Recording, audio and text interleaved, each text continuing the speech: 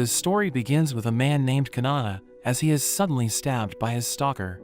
He's unable to defend himself, and his stalker surrounds her blade with lightning as she delivers the finishing blow. He wakes up in a cave, where the goblin elder Gabu names him Ru and gives him something to eat. He realizes that he has been reborn as a goblin, so he cries because he isn't happy with his current form. 3 days later, his body matures as he realizes that goblins grow faster than humans, and Gabu gives the children food, but he explains that this is going to be the last time because they need to learn how to hunt. Ru leaves the cave, and he starts exploring the outside world, realizing that it's filled with strange creatures, so he thinks it's different from the world he used to live in. He meets a goblin named Kichi, and they decide to work together, so they start hunting for food, and they see a horned rabbit. Kichi chases after it, as Ru sets up an ambush, and kills it in one hit. Kichi is about to eat it for himself, but Ru beats him up, saying they're supposed to share. Ru takes the rabbit's horn, wondering if it will make a good weapon, but he suddenly sees a notification, so he becomes confused, wondering what just happened. They eat the rabbit, and they continue hunting together, using the same tactic to catch their prey. He takes another horn, and the same message appears, but he still doesn't understand what's happening. As they eat the rabbit, the system tells Ru that he has learned the escape ability, so he realizes that he still has his absorption ability from his past life. It's considered to be extremely rare, and it allows him to learn the abilities of the creature he consumes. He notes that he no longer has the other abilities from his past life, but he thinks absorption is all he needs because he can consume the monsters in the area to get stronger. They return to the cave, where they meet a girl named Mio, who thinks they're amazing because they were able to hunt horned rabbits. Ru thinks they're pathetic, but she reveals that they have killed goblins before, and she takes a liking to him.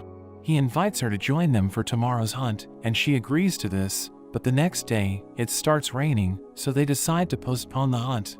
Ru enters their storage area, where he realizes that they have been using human girls to procreate, but he ignores them, and he takes an ore, using it to forge a weapon. Gabu approaches him, thinking he's going to level up faster than expected, but he doesn't understand, so Gabu tells him to tap his head.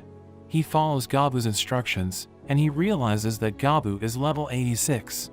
He reveals that when goblins reach level 100, they evolve into hobgoblins, but few are capable of achieving this because they age faster than humans, so they end up dying before they reach that level.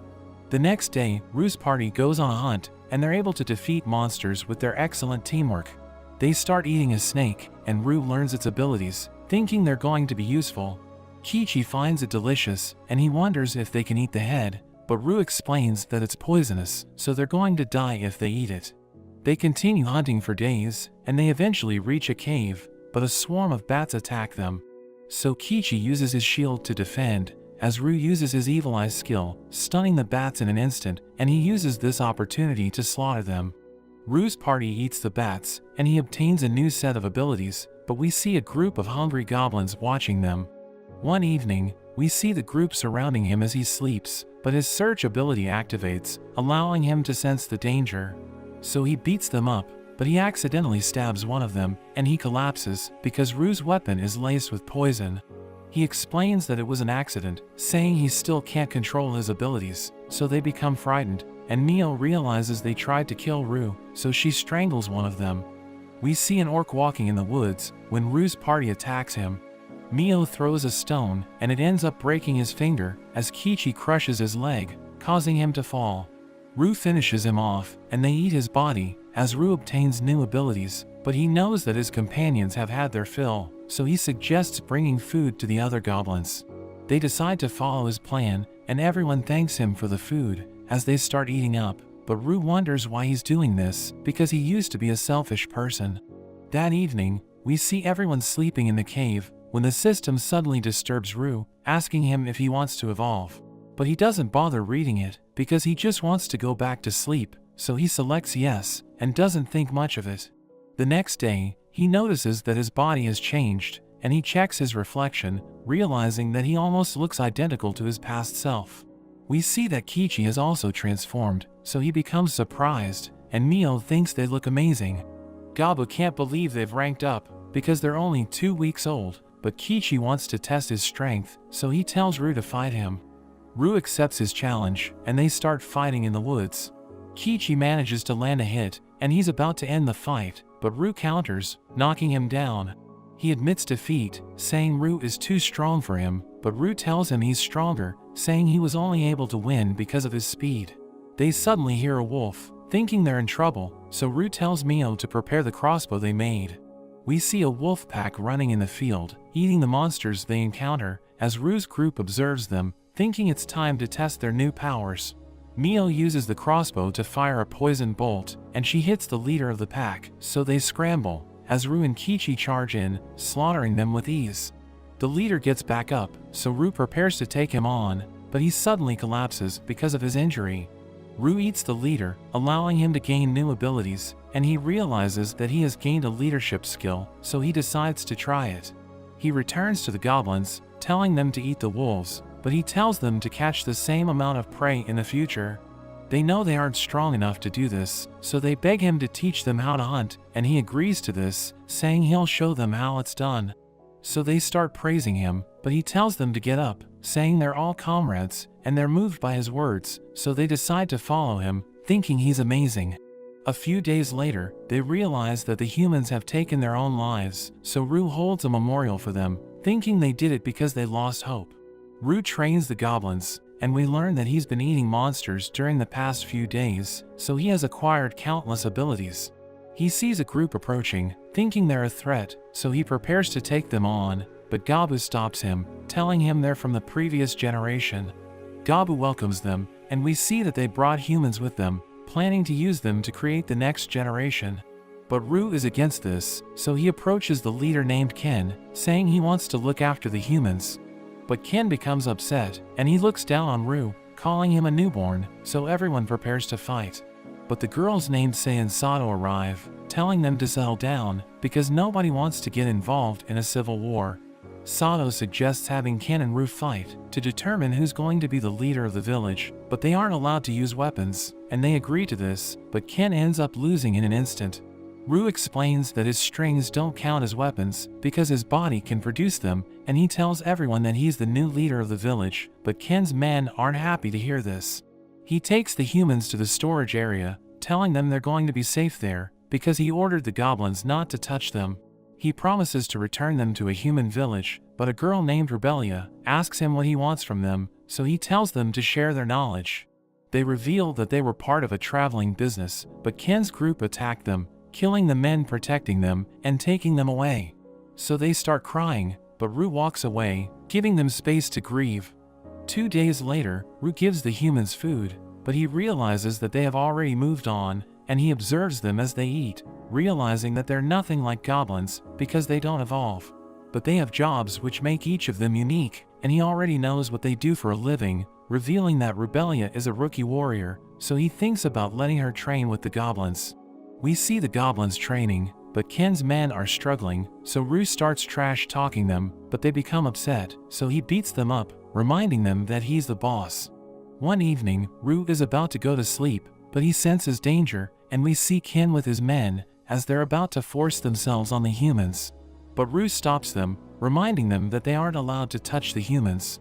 Ken refuses to cooperate, so Rue knocks him down, and he tells the humans that everything's going to be okay. Mio and Kichi arrive, so Rue orders them to drag Ken and his men outside, and tell everyone to gather, because he wants them to see what he's about to do. We see everyone watching, as Rue tortures Ken, beating him to a bloody pulp, and Rue tells them this is the punishment for breaking the rules. The next day, we see that Ken's men are still tied down, but Ken is already dead, because he ended up bleeding to death. We see Rue and his friends fighting a trihorn, but they struggle to break its scales, so Rue restrains it, and he delivers the finishing blow. They start eating it, and Rue obtains new skills, so he decides to test one of them, realizing that he can land 3 blows with a single strike.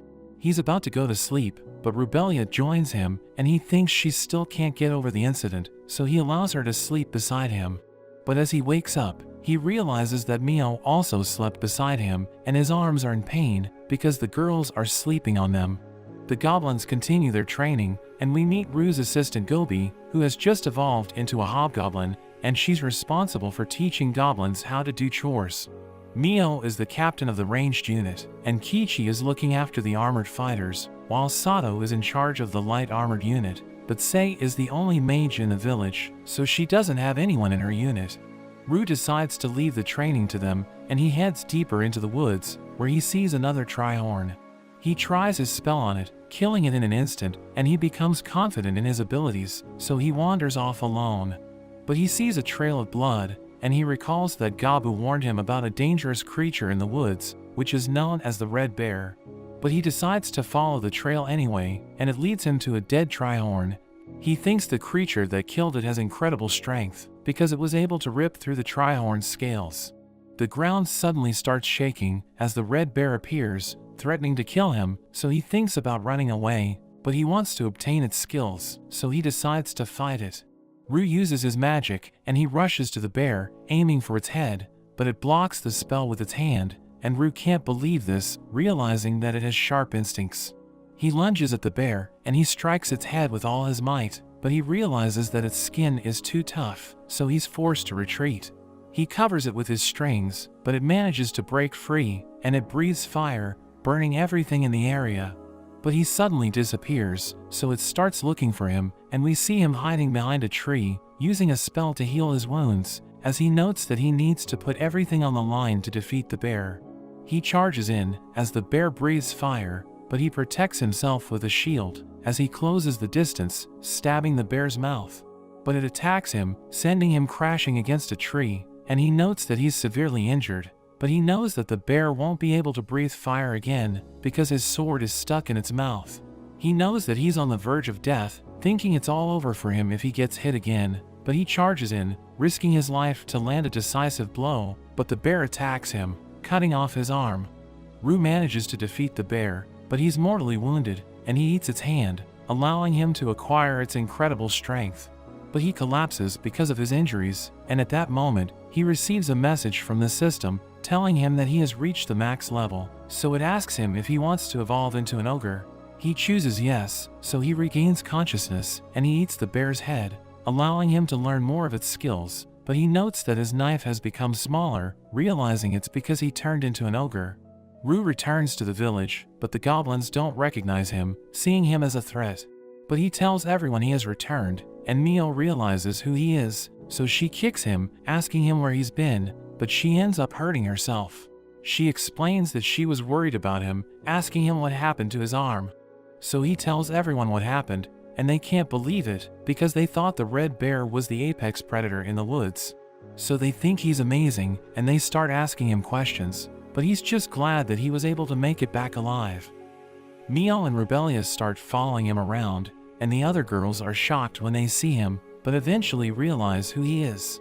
One of the girls named Emery checks his weapon, seeing how worn out it is, so she mentions she made a new knife using spirit stone, so Ru is happy about this, but Mio and Rebellia get jealous. He talks to the twins, and he's amazed at how adaptable they are, thinking they will make good wives, but Rebellia hits him for this. He checks on Spinel the alchemist next, realizing she made poison. She feels bad, but explains it was for self-defense, before she realized they could trust him, and Ru tells her not to worry about it, but he suddenly feels an intense killing intent. After that, we see that Ru can no longer take part in training the others, because the other goblins are critically injured by just a light punch, and Kichi's armor is almost destroyed. Kichi is demoralized after this, and goes out to train himself. We see Sato and Mio getting along, while Gobi spends her time mining for spirit stones. Ru hangs out with Sei, and he's glad he ate a slime, so he can still kind of use his arm. The next day, Gobi suddenly comes rushing to him with an injured spirit, so he quickly heals it. The spirit wakes up and introduces itself as Latana, thanking them for helping her. She explains she was attacked by humans, and Ru thinks it must have been for the gem on her head, which is said to be worth 1 billion gold. Latana begs for their help in getting rid of the humans, explaining how her master was a legendary magician and how she was created to watch over his secret treasure room, which contains all kinds of legendary items. Latana explains how her master hates humans, so he would rather give them all the items instead of letting the humans get them. Gobi wonders what they should do, so he decides to check it out. Rubelia seems to be concerned, but Ru says he has no plans to just kill the humans, and promises to try and persuade them. He goes with Gobi to a mining hole, and it seems to lead straight into the treasure room. He tells Gobi to hide, and he goes to find the adventurers himself. They are surprised to see an ogre, and he's suddenly attacked by an assassin, but he's able to stop it. He warns them they're trespassing, telling them to leave, but they refuse and charge at him. But he finds their attacks too simple, thinking they rely too much on levels and their job advancements. He is suddenly hit by a lightning spell, but the adventurers are shocked when they see it had no effect, and Rue starts to get pissed off, so he ends up eating all of them.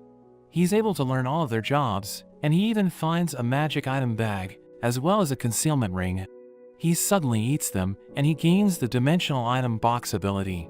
After that, Latana takes them to her master Velvet, thanking them for their help, but she fades away, leaving her gem behind, and Rue eats it, gaining the golden rule ability.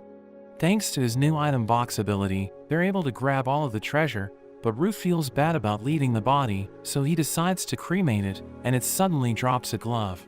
He tries it on, but it suddenly attaches onto him as he recognizes it as a legendary item, and he gains even more abilities.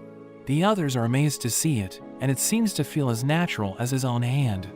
After that, he checks out all of the items they gathered, and everything is ridiculously strong. He ends up sharing it with the other hobgoblins, but he keeps the 2 other legendary items, and we learn they are insanely rare. Everyone is able to keep leveling up, and Rue continues to explore the forest.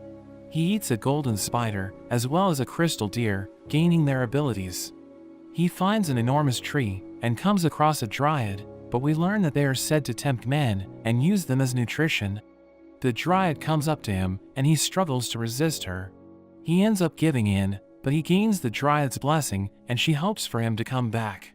He continues to fight more monsters, and gain their abilities, but when he goes back to the camp, all the girls start ignoring him. He's confused by this, and tries to ask what's going on, so he ends up with Spinel, who tells him that the girls are jealous, because they know he saw someone outside, pointing out the kiss marks on his neck, so he remembers the dryad. He wonders what he can do in his situation, but Spinel suddenly kisses him, mentioning how she also likes him, and Mio gets mad seeing this, but she suddenly clings onto him, saying she wants to kiss him as well, and the other girls all say they want the same thing. The next day, Rue reveals that his search ability has improved, and he senses a group approaching, so he goes out to meet them, realizing that the elves have arrived to pay him a visit. Their leader looks down on the goblins, calling them savages, and he offers to give them a reward if they defeat the humans threatening the woods. Gaba thinks it's a generous offer, but Rue refuses, and he mentions that he doesn't care what happens to the elves, knowing they aren't being sincere. They prepare to fight him, but he exudes his aura, and they're stunned by his overwhelming power. He knows he's surrounded by archers, so he threatens to kill the leader if he doesn't order them to stand down, and he fears for his life, so he obeys. Rue explains that he turned down the offer because he doesn't like their tone, but he will protect the woods with his life, since it's also his home. He displays his power by summoning countless spears, which surround the elves, so they decide to retreat. We see Rue hunting a gray slime, and he consumes its core, allowing him to obtain a skill called auto-replication. He decides to try it, using his blood to summon a tiny creature, and he realizes that he can use it to see what's happening. So he decides to put his blood on the girls' clothes, knowing it will help him protect them. A few days later, Rue senses the elves approaching, and their leader orders them to attack, but Rue unleashes a powerful roar, stunning the elves, and he uses his web to capture them. He asks the leader why he returned, so he admits that he wants to get revenge, but his companions mention that they tried to stop him. Rue explains that he's going to kill their leader, but he will give them a chance to live, saying they need to fight in mock battles against the goblins to determine who's going to survive. Moments later, we learn that 6 of them have been defeated, so he eats them, allowing him to obtain their skills. He tells the remaining elves that they're going to be kept as prisoners, and Gabu is excited, because most of them are women, so he wants to get lucky with them, but Rue tells him not to touch them. The leader starts begging for his life, but Rue executes him, and he ends up getting eaten. Kichi defeats a bear, and he reaches the max level, allowing him to evolve. He returns to the cave, and everyone can't believe that he ranked up, but Rue is happy that he was able to get stronger. We learn that Kichi evolved into a special variant because he has the blessings of the demigods, and he challenges Rue to fight him, thinking he should be able to match Rue's power.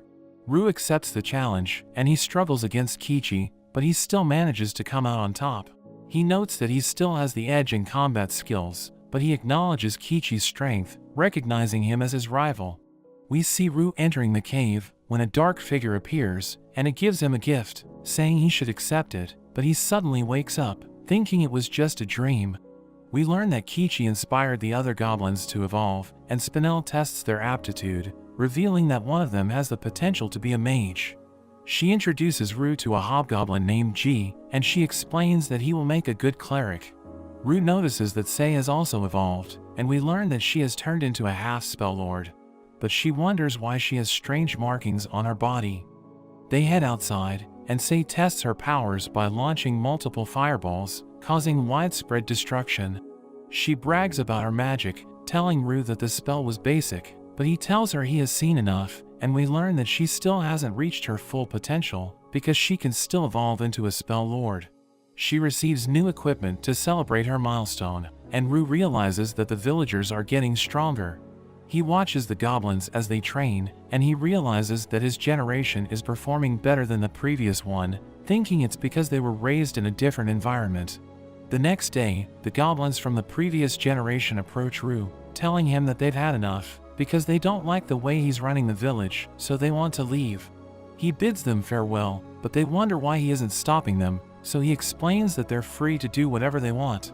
He shows them a knife made of mithril, telling them to consider it as a parting gift, and he uses it to cut himself, before allowing them to have it. Rue sees an orc with a dead human, and he notes that the man has an interesting ability, so he kills the orc and eats the man's body. He returns to the cave, where Spinel gives him a drink, and he realizes that it's beer, so he thanks her for creating it. Everyone gathers for a feast, as Rue tells them about the goblins that left the village, asking if anyone else wants to leave. But they remain silent, so he realizes that they're happy in the village, and they all drink together. After the feast, Rue uses his blood to create earrings, planning to use them to remotely communicate with the others. He makes the others wear it, and they're impressed that it's actually working. Gobi manages to defeat a Trihorn in one hit, but Rue notes that it's still alive. So he decides to use the ability he obtained from the human, which is known as the Monster Tamer, and the Trihorn gets back up, recognizing the goblins as its master. He realizes that the ability is useful, so he uses it to tame other creatures, thinking they could serve the people in his village. We see Rebelia fighting kobolds, and she's able to defeat 3 of them, as Rue notes that she's a competent fighter. She's about to eat, but she suddenly feels weird, realizing that she just unlocked a new job. She continues hunting monsters, and she's happy that she's making excellent progress. We learn that her new job is the Noir Soldier, and it allows her to level up faster, but she needs to keep consuming monsters to survive. She tells him that the humans have arrived in the woods, so he realizes that it's time for war. After some time, Rue senses a group of kobolds running to the cave, realizing that they're being chased by a horde of skeletons. So he orders his men to fight the skeletons, but they realize that their weapons are working, and he senses a powerful presence behind them, realizing that it's spawning the skeletons. Sato struggles against them, but she hits one of them with her scabbard, and it suddenly crumbles. So Rue realizes that they're weak against blunt attacks, and he orders everyone to smash the skeletons, so they start fighting with their fists. He orders them to stand back, saying he only needs 10 seconds to deal with the skeletons, and he blasts through them, allowing him to reach their leader, and he smashes it with his fist. He realizes that he was able to defeat all of them in 7 seconds, and he eats the leader, allowing him to acquire its abilities. The kobolds recognize Rue as their master, saying they owe him their lives, and we learn that they accidentally dug into a treasury, so its guardian awakened, and it started hunting them down. He reminds them that the goblins have killed kobolds, but they don't care, and they admit that they're weaker than goblins, saying he's free to do whatever he wants with them. So he decides to help them recover, and he realizes that his village is becoming quite an interesting group of people. Rue goes out hunting with Kichi, but they suddenly notice a suspicious group of humans. Rue decides to follow them, and they end up waiting beside a path. He uses his ability to eavesdrop, and learns that they are trying to kidnap the daughter of the elf chief, but also that one of the elves leaked the information. They wait until night, and the daughter of the chief passes through. The humans attack, killing the other elves, and they're about to capture the girl, but Rue reveals himself, and he easily deals with the men. He interrogates one of them, and learns that the humans plan on attacking them in around 20 days. The girl eventually wakes up, but she's shocked seeing Rue, and she wonders if he's trying to take advantage of her. He eventually calms her down, and she wonders why he didn't save her guards. She calls him mean, but Rue pushes her back, mentioning how they aren't involved in the issues between the humans and elves, and that there's a traitor among the elves. She cries hearing this, so Rue tells her to rest for the night, while Gabu is interested in her. The next day, Rue prepares to escort her back, and he asks about her wings, so she tells him it's because she's a high elf. They reach the elf village, and Rue detects a number of archers targeting him, all with mithril arrows. But the girl tells them to stand down, calling them her saviors. They meet with the chief, and Rue mentions he didn't save his daughter out of kindness, so the chief prepares a reward. Rue thinks it will be a good indication of how much he values his daughter, and the chief presents him with an ancient level item. Rue is happy about this, so he offers up information on the humans' movements, and they end up making a deal, and the chief gives them even more rare items. But the chief suddenly asks about his elite unit, wondering if Rue has seen them, but he pretends not to know anything. As they leave, the chief even gives them a gift of alcohol and medicines, causing Rue to promise to help them if they are ever in trouble. The next morning, Rue goes to wake Mio, but finds she has evolved into a Dhampir variant. Thanks to her blessing from the god of ice, she can now control large amounts of ice, and her eyes also have a bewitching effect that can make enemies attack each other. Gobi has also evolved into a half-earth lord, and she has the ability to manipulate terrain, as well as detecting ores and increase strength, while Sato has become a half-blood lord, who can manipulate blood and use it as a weapon. With the war approaching, Rue decides to make use of everyone that he can. He gives his communication device to the kobolds, but the elves refuse, since it's taboo for them to decorate their ears, so he spends the night convincing them. After that, he starts getting them all to start training, and he uses a new skill to summon a skeleton, but is surprised when it's black and comes with armor, because they're rarer than normal. The elves train against it, and Rue learns he can summon other kinds of undead, but they burn up when exposed to sunlight. We learn that there are now over 100 people in their group, and Rue notes that the kobolds are the weakest, so he takes them for extra training, and he uses the opportunity to catch more wolf familiars. At night, Rue finds that the halberd he used to fight the red bear has taken a new shape, and it seems Emery was able to improve it using the new materials they got from the elves. Rue is amazed by her work, and it seems she has also ranked up into an elemental smith. Kichi approaches Rue, and he confesses that he likes Gobi. Rue thinks it's obvious, but Kichi doesn't know how to tell her. Rue tells him he needs to just do it, because the sooner he gets an answer, the sooner he can move on. So Kichi calls her out at night and confesses his feelings for her. The next day, we see that everything went well, as Kichi feels stronger than ever. We learn that Gobi was also asking Mio for advice, which is how Rue knew it would work out. The group goes hunting after their training, and Rue gains even more new abilities. He decides to try the exoskeleton ability, which gives him a suit of armor, and it has built-in healing and impact absorption. But he thinks it looks too extra, so he takes it off, but ends up naked, as he realizes the skill used up his clothes as the material for the armor. It seems the skill is able to register multiple forms, so he uses it with a different material to gain insect wings, but he struggles to get used to them. We see everyone continuing to improve, and Emery comes up with a new rapid-fire crossbow, while Spinel has created a new item from the black skeletons. They are visited by a group of elves sent by the chief, and they mention that the humans have begun their attack. They promise a great reward, and Rue agrees on the condition that they are able to operate freely, handing the elf a communication device to give to their chief. Rue starts to get excited, and he decides to gather everyone, announcing that they will become a mercenary group. Say asks what their name will be, so Rue decides on Parabellum, revealing that it means prepare for war, and everyone starts to get excited. We see Rue leading his group early in the morning, showing them a human camp, but they realize that it's surrounded by a magical barrier. Sei knows that they can't get past it, so she suggests destroying it, and Rue orders everyone to get into position as he uses his gauntlet to fire a powerful blast, which shatters the barrier in one hit. So the humans start to panic, and Gobi strikes the ground, surrounding them with an earth wall as Sei uses her magic, setting the camp on fire.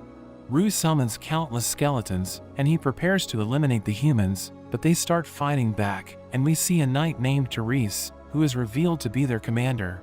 She sees Rue, realizing he's summoning the skeletons, so she orders her soldiers to take him down. One of her mages launches a barrage of projectiles, creating an opening for her to charge in, and he casts another spell, which allows her to move with ridiculous speed. Rue is impressed, realizing she's an excellent warrior, but as she closes the distance, he casually hits her and blows her away. He recognizes her talent, saying he wants her to join his group, but she refuses, telling him he will never take her alive. He orders his friends to capture the talented humans, saying they can kill the useless ones, so Mio uses her evil eye, which allows her to control the soldiers, and they start killing each other. Sato manipulates their blood, as she creates countless swords, using them to slaughter the humans. Therese's men are defeated, but she still fights on, stabbing Rue with everything she has, but she still can't pierce through his skin. Another mage uses all of his power to summon a dragon, telling her to escape, as Sei recognizes the spell, thinking Rue is going to die if he gets hit. Therese is ready to sacrifice herself, wanting to take Rue with her, but he pushes her away, saying he doesn't want her to die, so he creates a magical shield, which neutralizes the dragon. Sei is impressed, knowing Rue combined the elements to defend himself, and Therese can't believe how powerful he is.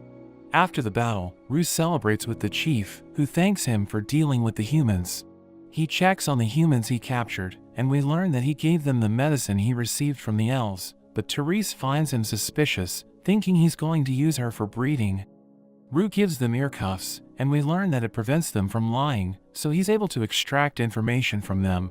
He decides to share this with the chief, because he promised to give Rue alcohol in exchange for the information.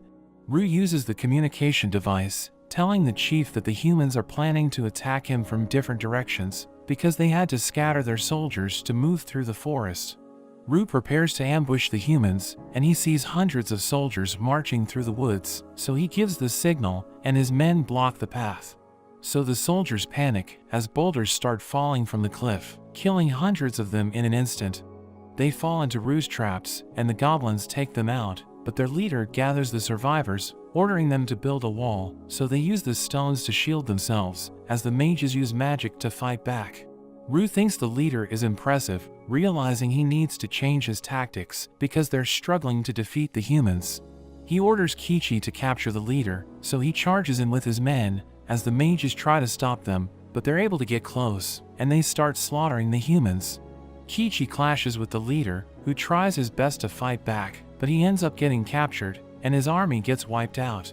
We see the prisoners talking about Rue, thinking they're about to rot in jail, but we see that the leader has joined them, and he tells them to calm down.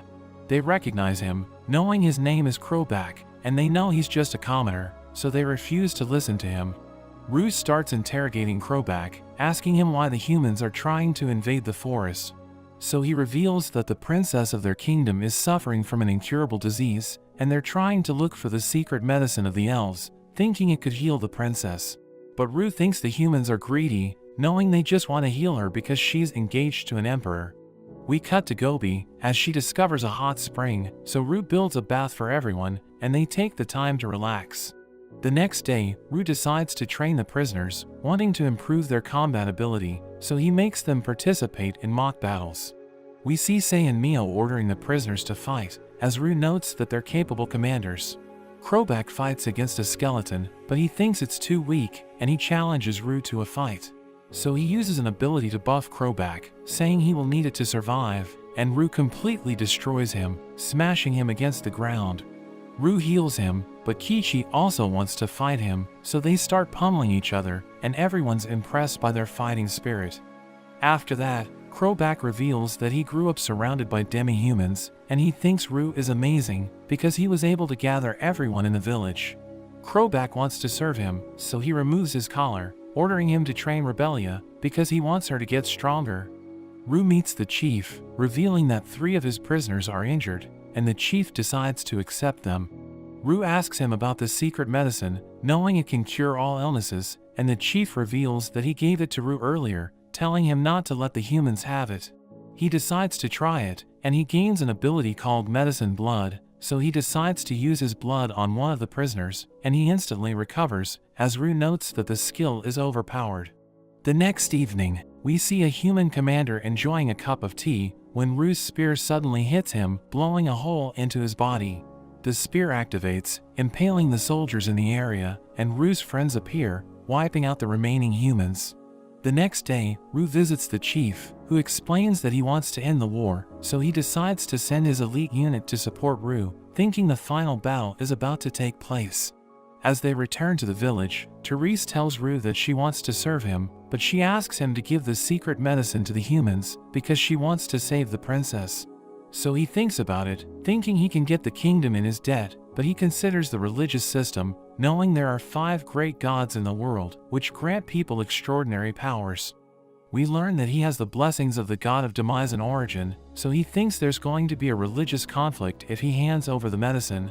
But he considers what could happen, and he tells Therese that he will think about it. Rue's group approaches the enemy's base, but he knows they're outnumbered, so he thinks they shouldn't fight the humans head-on. We learn that he scouted the area ahead of time, and he heard the humans talking about the Rugelorden. He asked Kroback and Therese about this, so they told him that the Rugelorden is composed of 8 heroic warriors, who are all blessed by the gods, and they have the ability to strengthen their allies. But Rue looks forward to fighting them, because he wants to eat them. He summons his skeletons, but Mio asks him why he's doing this, reminding him that it's almost dawn. But he explains that he has a plan, telling his friends to secure the perimeter, because he's going to attack the base by himself. His skeletons charge in, and the humans struggle to deal with them, but the sun rises, and they start to disappear. But we learn that Rue covered them in slime, which protects them from sunlight. Rue joins the fight, ordering the skeletons to help his friends, and he gathers the water and blood in the area, unleashing a powerful wave that takes out all the soldiers in an instant. But a boy named Philip approaches Rue. He knows that Philip is one of the Rugelorden, and he's known as the Bone Bug, but he reveals that he doesn't like the name because it makes him sound like an insect. He shows Rue his eyes, and Rue realizes that he received the blessing from the god of demonic insects, thinking his aura is insane. He reveals that he used his abilities to create bugs, and he releases them as the soldiers start moving. Rue notes that they aren't zombies because the sun isn't affecting them, so he believes they're being controlled by parasites. Philip explains that the members of the Rugelorden are different from heroes because they aren't as powerful, but they have the ability to strengthen their allies. He uses his ability, which transforms the soldiers into insects, and they start attacking Rue, but he slices through them.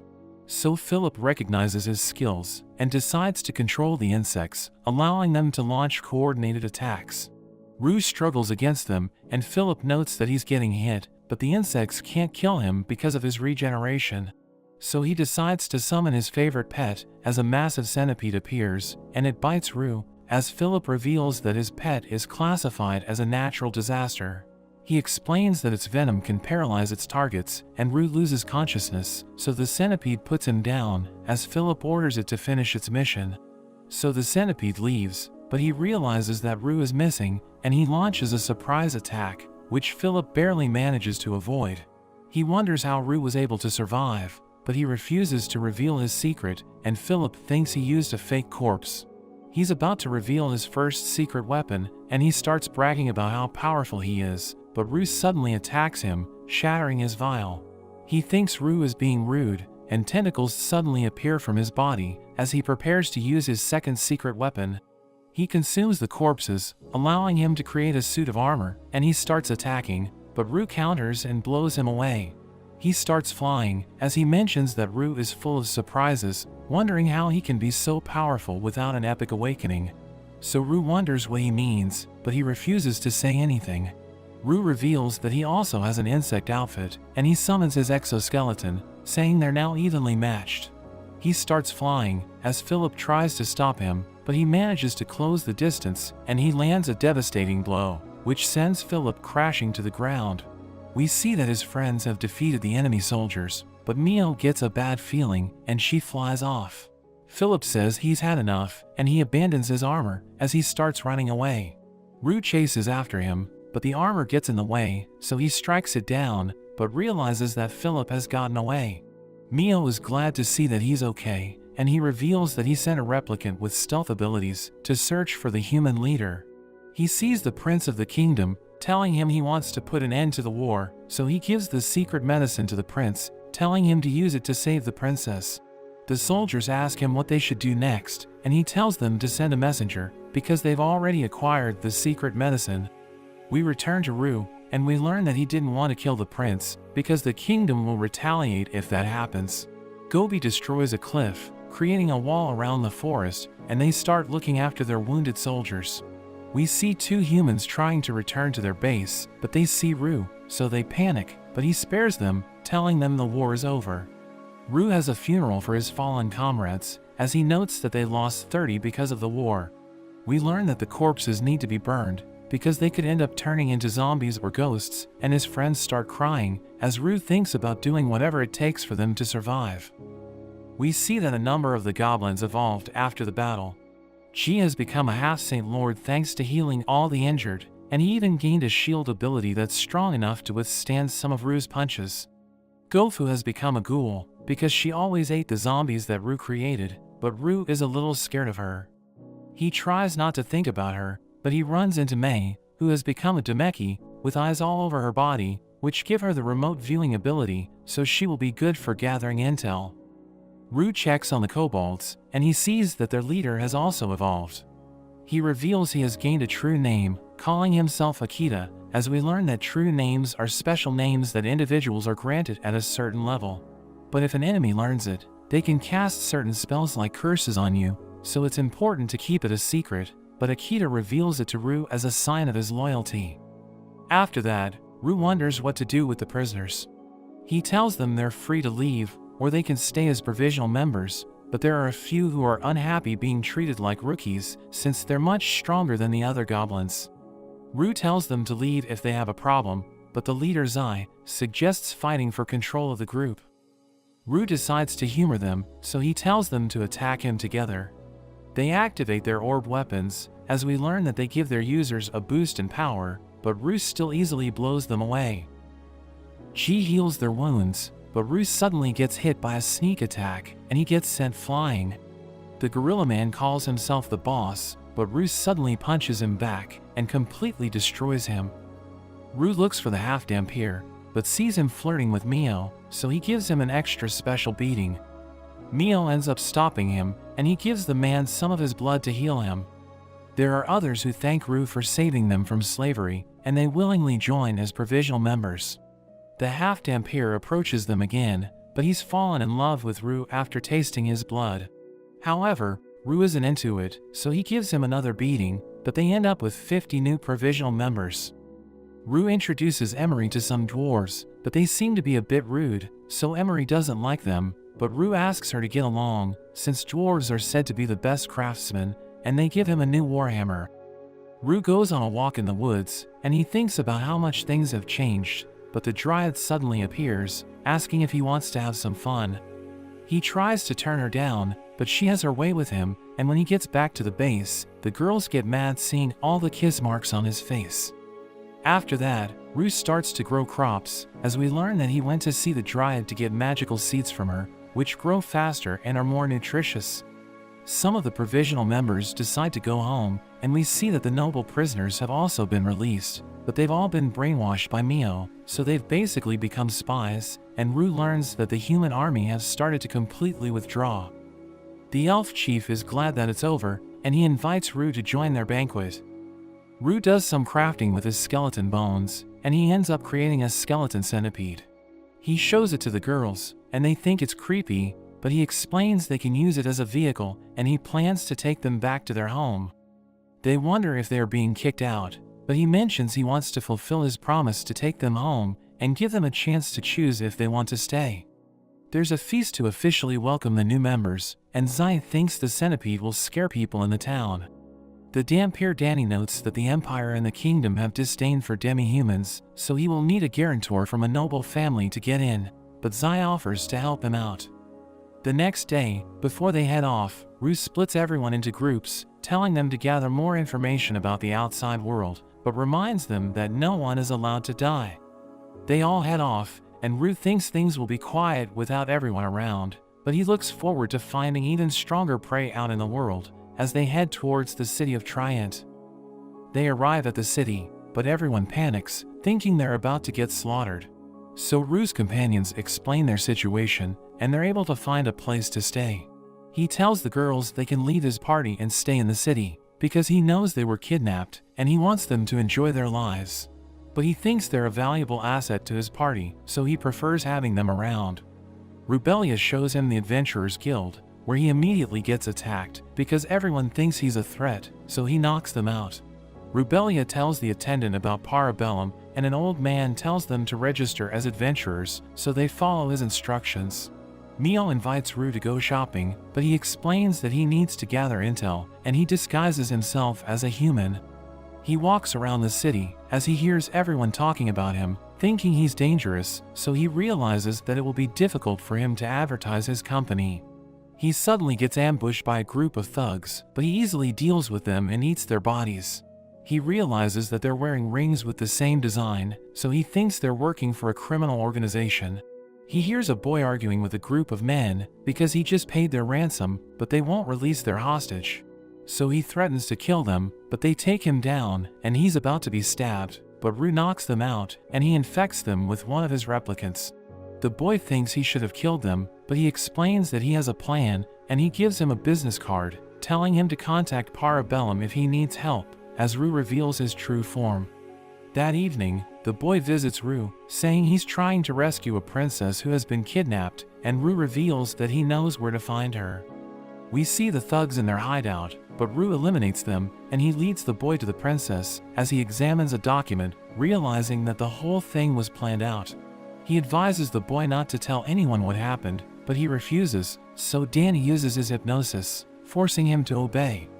The following day, Rue learns about the next generation of goblins, and he's glad to hear this, but he keeps thinking about the human girls, hoping they won't leave him. So he visits them, and they all tell him they want to stay with him, so he thanks them for being loyal to him.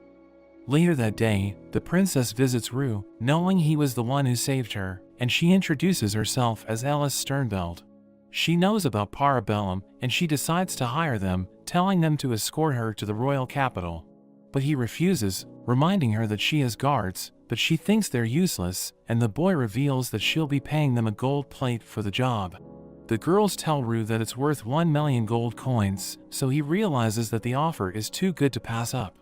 Rue ends up accepting the job, but he wonders why Alice has no guards. So she explains that she left them, and he can't believe this, thinking they're searching for her, and they might mistake him for a kidnapper. But he knows that he can't break the contract, so they ride the skeleton centipede, as the princess points him to a herd of buffalo. So they kill one of them, and they eat it, but Rue comes up with an idea, and he decides to tame a buffalo so that the skeleton centipede will look less conspicuous.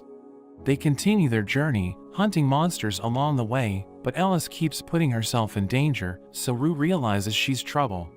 They see a nest, and Rue knows there are turtle snakes. So he pulls them out, and Ellis apologizes for her behavior, as she decides to help them prepare the food. They enjoy the meal together, and as they journey on, Rue notes that Ellis is aware that monsters are dangerous, but she's doing ridiculous things because of her curiosity. We learn that the boy is a knight, and he's about to train with Rue, but Ellis decides to join them because she wants to learn how to fight. Rue notes that the boy lacks combat experience, so he gets beat up, because Rue wants him to realize that he needs to get stronger. But Rue realizes that Ellis has potential, and he knows that she's determined to improve. They discuss the route they should take, and we learn that the shortest route is extremely dangerous because they need to get past the strongest creatures in the mountains, which are known as the Falaise Eagles. And the boy adds that their leader, the Jade Eagle, is a force to be reckoned with because it has the blessing of a god. So everyone thinks they should avoid it, but Rue doesn't care, and he decides to hunt it. They encounter the Falaise Eagles, but Rue captures all of them, and the group eats them for breakfast, but the Jade Eagle suddenly appears, so Rue starts fighting it. But after an hour, everyone becomes worried, thinking he's going to lose. So they decide to look outside, and they realize he lost his arm, so they think he's in trouble. But he eats his arm, allowing him to regenerate, as he reveals that he wasn't fighting seriously. He unleashes his full power, and he restrains the eagle as he lands the finishing blow, sending it crashing to the ground. He notices something on the eagle's body, realizing that it has a soul stone next to its heart, and the girls know that it's extremely rare, thinking they can sell it to make a fortune. Rue eats the jade eagle, allowing him to obtain its abilities, but Ellis asks him why he eats everything he kills. So he explains that he's doing it to take on their regrets and grudges, and he knows his explanation is weird, because nobody in his past life understood him. But Ellis doesn't say anything, and she keeps thinking about what he said. They arrive at the village of Mason, but the people panic, and they prepare to fight Rue. But Ellis shows them her crest, as she tells them to be silent, and they recognize her as the princess, so they allow him to enter the village. The mayor gives them a place to stay, and shows them the tourist spots, because he wants the princess to have a good time. That evening, everyone drinks together, and a man touches Mio, so she beats him up. Rue challenges everyone to a drinking competition, saying the winner will earn 4 silver plates, and the villagers accept his challenge. But they all end up getting drunk, and we learn that they never stood a chance, because ogres can't get drunk, and Rue just did this so they would forget about Mio. The next day, they continue their journey, but Rue realizes that the twins are both pregnant with his children, so he calls Gabu, saying he doesn't know what to do. But Gabu tells him they won't make it back to their village in time, because ogre children are born immediately, and he thinks the sisters won't survive, because humans are too small to bear ogre children. So Rue decides to find a place for them to give birth, telling them to hang on, and they assure him they're going to be fine. But Spinel realizes they're getting weaker, thinking they need to eat something nutritious to survive, so Rue removes his arm, and he tells them to eat it, thinking it should give them enough energy. But they refuse, saying they don't want to eat him, so he takes a bite, and he kisses them, forcing it into their bodies, as he tells them that he doesn't want them to die. They reach a cave, where they're attacked by bears, but Zai and the others deal with them, as he prepares a bed for the sisters. He uses his healing ability to keep them alive, as their bellies continue to expand, and Ji tells him that the babies are ready to be delivered, so he performs surgery on the sisters. Moments later, we see that everything went well, and the sisters are still alive. Rue notes that he felt nervous, but he's glad that he was able to save them, and he realizes he's a father now. Gabu calls Rue, telling him that the children are probably ogre mixed blood, and Rue mentions that they each have 1 horn. But Gabu suggests removing them, because mixed bloods are shunned by society, thinking they're abominations. But Rue thinks this shouldn't be a problem, as he promises to show them love, and Ji tells him that Parabellum will take care of the babies. We see that they're both born as lords, and they each have an orb attached to them. So he names the girl Oro, and the boy Argent, revealing that he named them after the color of their orbs. The next day, Rue leaves the cave alone, as he searches for a powerful monster. He sees a giant deer, calling it the White Stag, and he thinks it's a boss, thinking he may not be able to defeat it even if he goes all out. He decides to fight it anyway, but it removes its antlers, and it quickly runs away. He thinks about eating the antlers, but he thinks about his babies, and he decides to save it for them. He continues walking around, and he sees a group of adventurers as they fight against a group of monsters. Rue sees the leader, calling him Baylor, and the adventurers are able to defeat his minions. But Baylor attacks them with an energy blast, and Rue realizes they're struggling, but he acknowledges their skills. The leader continues to fight, and Baylor prepares to unleash his ultimate skill, but he suddenly gets hit by magical arrows, which instantly tear him into pieces. Rue approaches Baylor's remains, as he thinks about storing it in his item box, but the adventurers prepare to fight him, thinking he's a threat.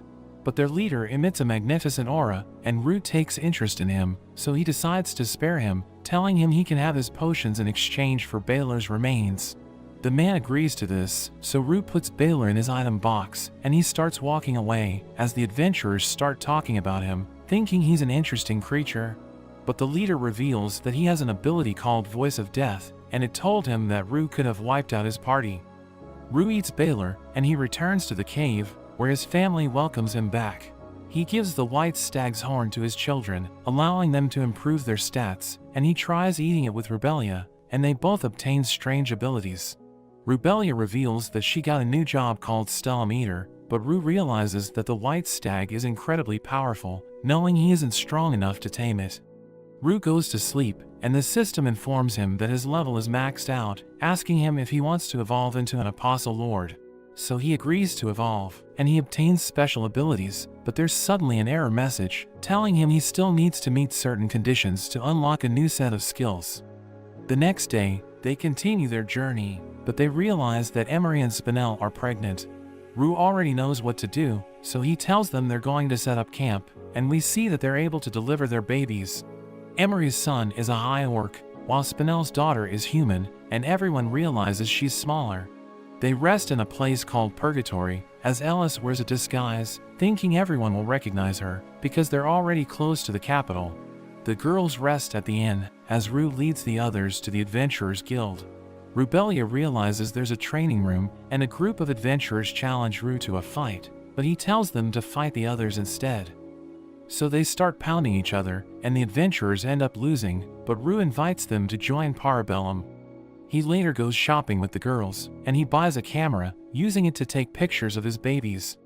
That evening, he decides to contact the other members of Parabellum, and he calls Sato, who reveals that Sei was able to buy spellbooks because they've been capturing criminals to make money.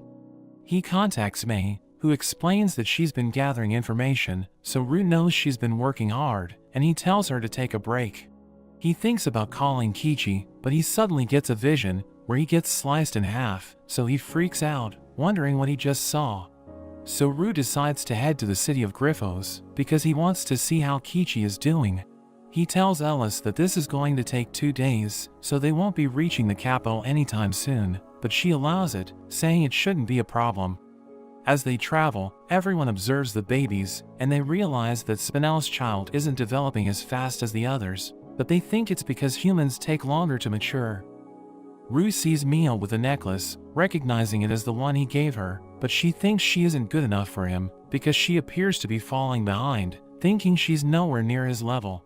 She reveals that she wants to have a baby with him, and he tells her he'll never leave her, saying it doesn't matter if she can't bear his children. They reach Griffos, where they see a dungeon, but they encounter a group of adventurers running away, and they mention that there's an overpowered minotaur inside. Rue talks to the mayor, telling him the minotaur is his friend, but the mayor explains that the adventurers are trying to take him out. So they return to the entrance of the dungeon, and Kichi appears with Gobi, as Rue notes how they have gotten bigger. Gobi reveals that they didn't kill the adventurers, and Rue asks Kichi about his vision. So he explains that he reached the deepest part of the dungeon, where he encountered a boss monster that copied Rue. He was no match for it, and the system tells him he died.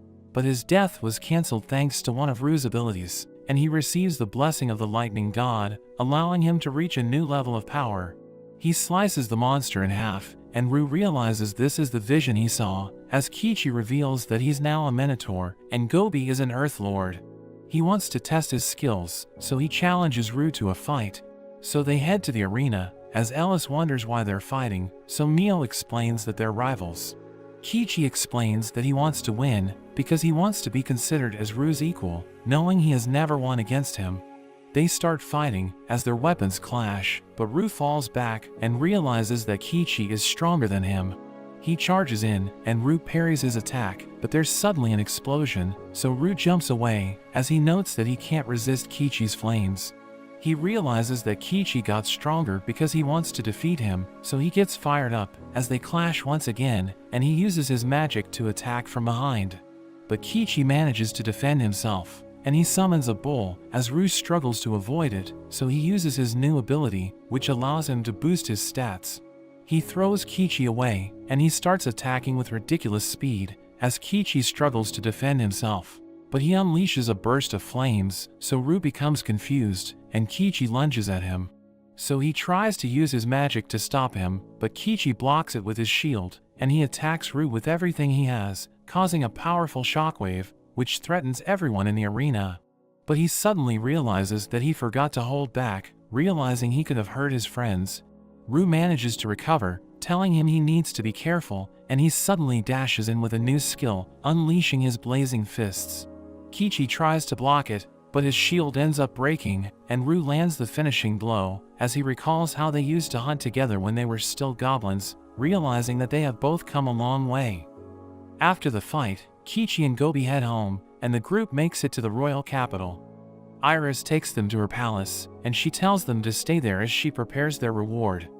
They have a feast for dinner, but they have trouble sleeping, since they aren't used to having such nice rooms. The next day, Iris gives Rue his payment, and a card that gives him free access to the capital. Rue wonders if she should really be giving it to him, but she plans on requesting his services again, so she wants him to be able to return freely. He leaves some of his replicants in the city, and the group begins to head back. The trip goes smoothly, but we see Mio is depressed, thinking about how strong Kichi has gotten, so she worries about falling behind.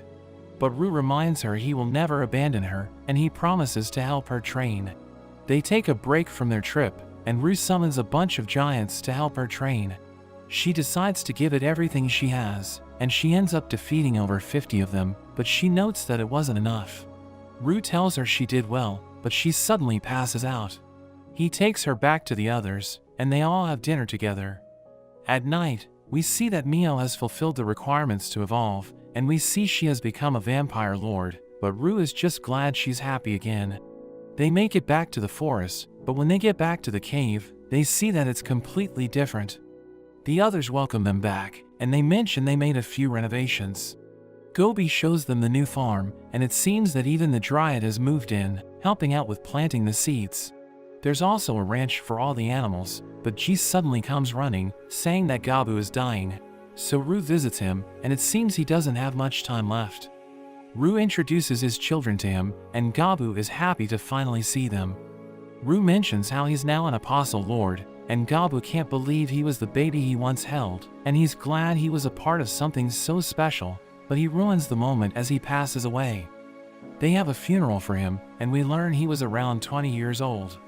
Rue doesn't know how long they lived for, but thinks it doesn't matter, as long as he's spending it with everyone he cares about. In honor of Gabu, Rue decides to have a tournament to see how everyone in Parabellum has improved. We see everyone fighting and trying out their new skills, and Kichi gets his rematch with Rue. He thanks Rue for helping him get stronger, but he swears to surpass him. They charge at each other, causing a massive clash, and they fight until the end of the day, but Rue manages to come out on top.